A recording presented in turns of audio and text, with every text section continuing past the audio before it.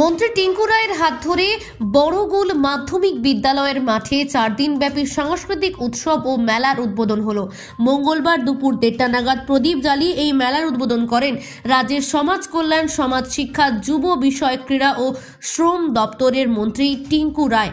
আরাধনা সাংস্কৃতিক সংস্থা ও জেলা তথ্য সংস্কৃতি দপ্তরের যৌথ উদ্যোগে 26তম সাংস্কৃতিক মেলা ও প্রদর্শনী 2024-এর শুভ উদ্বোধন হয়। দীর্ঘ 25 বছর ধরে চলে আসা এই মেলা এবার সরকারি স্বীকৃতি পেল। 23 থেকে 26 জানুয়ারি এই 4 দিন চলবে এই সাংস্কৃতিক মেলা ও প্রদর্শনী। মন্ত্রী ছাড়াও উদ্বোধনী অনুষ্ঠানে উপস্থিত ছিলেন জেলা পরিষদের সভাধিপতি ভবতোষ দাস, জেলা মুখ্য স্বাস্থ্য আধিকারিক ডক্টর অরুণাভ চক্রবর্তী, কদমতলা পঞ্চায়েত সমিতির ভাইস চেয়ারম্যান বিদ্যাভূষণ দাস, বড়গুল গ্রাম পঞ্চায়েতের প্রধান হেমন্ত কুমার নাথ প্রমুখরা। উদ্বোধনী অনুষ্ঠানে কদমতলা এলাকার শিল্পী তাদের নৃত্য শৈলী প্রদর্শন করে। এতে ছিল ধামাইল ও লোক নৃত্য। এই অনুষ্ঠানে বক্তব্য রাখতে মন্ত্রী বলেন, বর্তমান ভারতবর্ষ দেশের প্রধানমন্ত্রী নরেন্দ্র মোদীর হাত ধরে এগিয়ে যাচ্ছে। দেশ সহ রাজ্যের মানুষকে এগিয়ে নিয়ে যেতে বিভিন্ন উন্নয়নমূলক কাজ চলছে। আগামী দিনে সকলের প্রচেষ্টায় এই দেশ আরও এগিয়ে যাবে।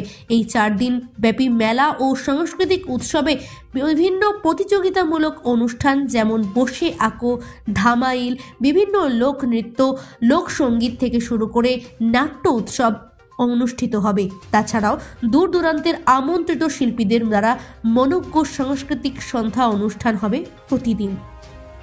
কদমতলা প্রতিনিধির রিপোর্ট, নিউজ অবিকল। বলেছেন এই মেলাটা যিনি স্বাগত বক্তব্য রেখেছিলেন মেহিননাথ, উনি বলেছেন যে এই মেলাটার বয়স 26তম মেলা এবার আমরা অনুষ্ঠিত করছি।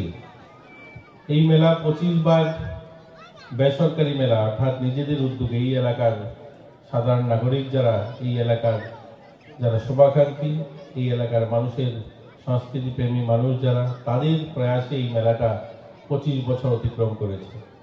এবার সেই মানুষের সঙ্গে, এই এলাকার নাগরিকদের সঙ্গে সরকার সহযোগিতার হাত বাড়িয়ে দিয়েছে। এবার থেকে এই মেলাটা সরকারিভাবে পরিচালিত হবে, সরকারিভাবে এই মেলাটা আরও বড় আকার নেবে আমরা প্রত্যাশিত। একটা সময় এই মেলাটাও অন্যান্য আমাদের রাজ্যের যে সমস্ত বড় মেলা, সেই মেলার আকার ধারণ করবে।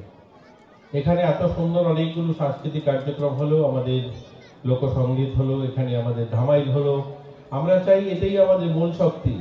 প্রধানমন্ত্রী মোদীজি যখন স্বাধীনতা 75 বছর পূর্তিতে বক্তব্য রেখেছিলেন, তিনি এই কথাটাই বলেছিলেন যে আমাদের সবচেয়ে বড় শক্তি যেটা, আমাদের যুব শক্তি, আমাদের যুব সমাজ, আমাদের জনসংখ্যা, আমাদের কৃষ্টি সংস্কৃতি, আমাদের এই যে সাংস্কৃতিক ব্যবস্থা, এটাই আমরা অনেক সময় বলি আমাদের ভারত হচ্ছে সাংস্কৃতিক রাষ্ট্র। আমরা সাংস্কৃতিক রাষ্ট্রবাদী বিশ্বাসী। আমাদের ভারতই একমাত্র দেশ যেখানে এই ছোট্ট ত্রিপুরা রাজ্যে দেখুন 19টা জনগোষ্ঠী যারা বসবাস করে, জনজাতিদের। আমরা বাংলায় কত ধরনের কথা বলি, নিজেদের অনুষ্ঠান আলাদা আলাদা। এই যে পৌষ সংক্রান্তি গেল, এই যে কটা দিন আগেই পৌষ সংক্রান্তি আমরা পালন করলাম, এই পৌষ সংক্রান্তি আমরা ত্রিপুরাতে পৌষ সংক্রান্তি বলেছি, এটাকেই আবার যখন বাংলায় গিয়েছে, ওয়েস্ট বেঙ্গলে গিয়েছে, সেখানে মকর সংক্রান্তি বলেছে। এটাই যখন আমরা পাঞ্জাবে প্রবেশ করেছি, সেখানে আমরা লোহরি বলেছি। এটাই যখন দক্ষিণ ভারতে আমরা প্রবেশ করলাম, সেখানে আমরা পোঙ্গল বললাম।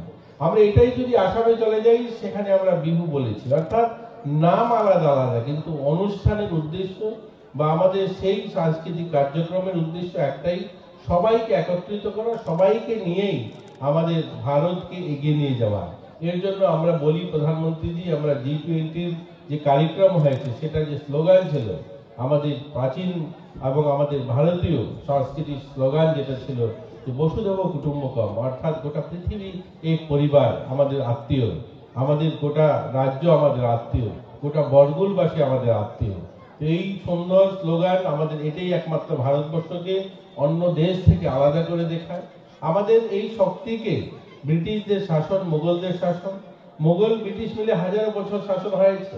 আমাদের এখান থেকে অনেক কিছু তারা নিয়ে গেছে, ধন দৌলত, সোনা দানা, অনেক কিছু নিয়েছে, কিন্তু যেটা নিয়ে যেতে পারেনি, এটা হচ্ছে আমাদের এই কৃষ্টি সংস্কৃতি। এটাই আমাদের স্থায়ী সম্পদ।